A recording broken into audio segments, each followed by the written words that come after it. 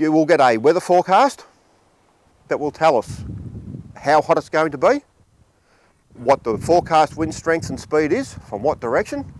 When we walk out in the morning, we can feel the wind, we can feel how hot it is. We're able to ascertain how dry is our fuel when it goes crunch, crunch. We know what the weather did for the last week, so the hotter and the drier it is, the more dangerous it is. So on those days, if you don't want to be caught up in a bushfire, that is a really good opportunity to make a decision, pack up your family and your pets and go to somewhere far safer than Dixon's Creek. Where would that be? Well, that's something you have to decide upon. So you may have family somewhere else, but leave the district is your safest option. If you are here and there is a fire impacting on your property that you're not aware of, you're underprepared, I didn't know about it, you try and leave at the last minute, you run the risk of ongoing psychological trauma, you run the risk of physical injury, you run a high risk of death. Because we don't know where the fire is. Depending on where that fire is travelling and spotting to, there will be more than one fire. You may drive into the fire. The wind has been blowing all morning before a fire even started. So it's brought trees down, it's brought branches down, potentially power lines down. The roads may be blocked and you can't get through. Being in your car is a very, very poor safety option. So leaving the area before there's a fire anywhere near it is your safest bet. So it may be the night before, it may be early that morning, pack up everything and be gone, and expect to be gone for 2 or 3 days. Excuse me, but what about all sheep and cattle that need water on our place and we can't leave it 3 or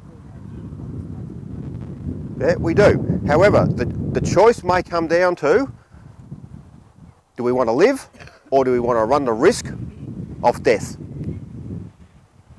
That's really our choice. That's what we're talking about. If we are here, there is a strong risk and possibility that we will not survive. So with our stock, we may need to move it into a paddock that's been grazed out, make some arrangements for some water to be in that paddock and be gone. When it is safe, come back and check on your stock. I'm sorry? Can't leave me for 3 or 4 days. I expect to have it. Well, again, if you're deceased in the fire, who's going to look after your stock now? So we are talking about our life issues, about making a decision. Are we and our families going to survive this event? But the event mightn't happen. And that's part of your planning. So you've got to work on the facts, the probabilities, your own situation. Is your property defendable? So when we talk about the defendability of the property, so we need to look at the design and the construction of your home. Where is your vegetation in relation to your building? Is it defendable? Can you come and have a look at my home and tell me whether it is or isn't? No, at this stage we don't have the resources to do that. However, out of this meeting and some of the information we will give you, you will be able to make an assessment on whether you do. And I would suggest anyone who needs to ask that question, you've already made your decision. Don't be here. Be gone. You've made your decision that you're not comfortable, you're not happy. Have that plan in place to leave and leave early. We've just done a tree change from inner city.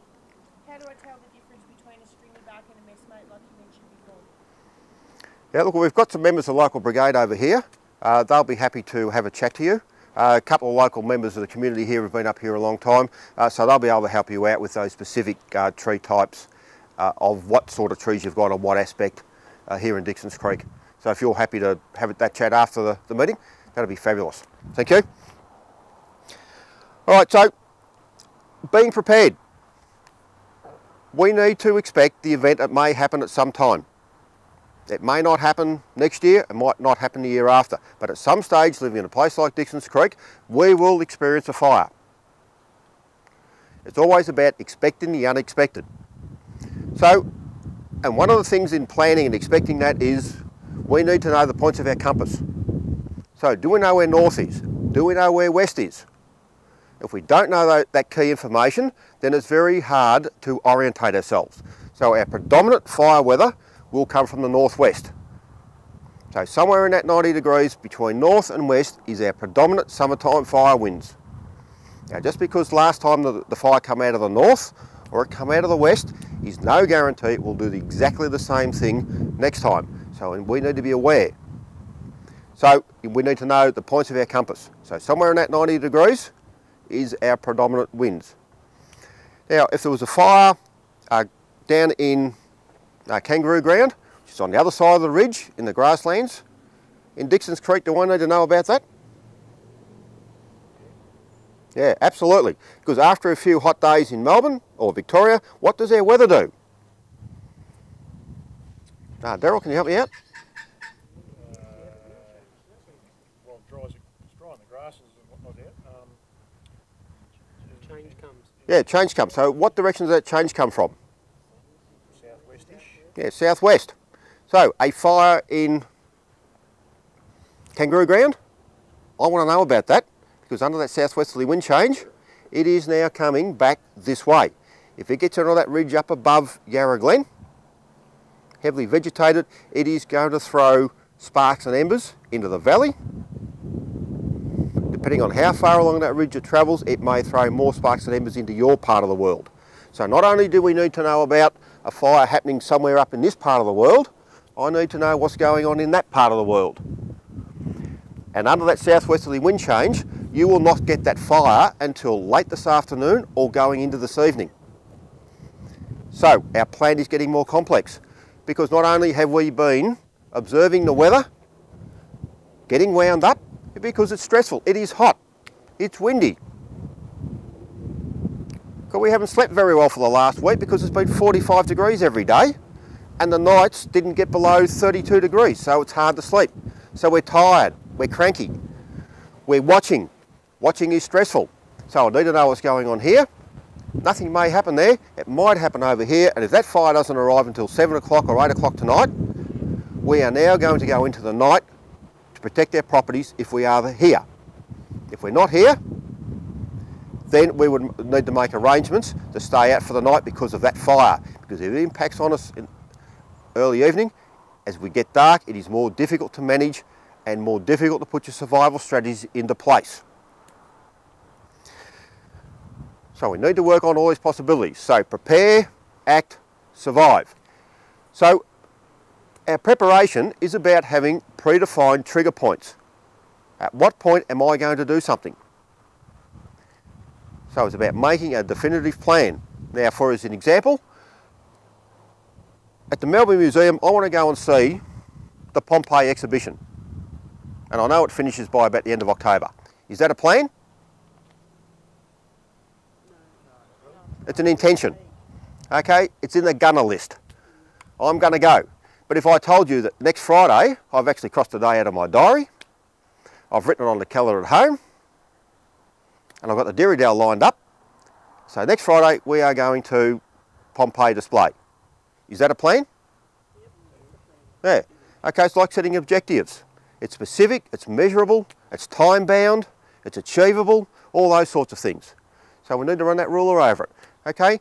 If your plan is, oh, when I'm threatened, I'm going to leave, that's not a plan. That's an intention. You don't have a trigger point. Where are you going to go? How are you going to get there? What do I need to take? And people who leave at the last minute put themselves at extreme risk of not surviving the event. Because the highway out here will become a car park. I can guarantee it. You will be sitting on the Melbourne Highway car park in Dixon's Creek, not going anywhere, on a 49-degree day, in your car, distressed. Your children will be distressed. Have you actually rounded the pets up? And have we got them in? Okay, it's going to be really exciting going down the highway, isn't it? You and your partner, the 3 kids in the back seat, the alpaca in the boot. Where's the dog? Where's the budgerigar? Okay, at some of these meetings, people have asked us, what am I going to do with my 25 horses? Okay, as the fire comes over the hill, I can't get 25 horses down the highway to safety. It takes planning, and some of that planning is complex, and it starts now. So it has trigger points on which you are going to act and do something.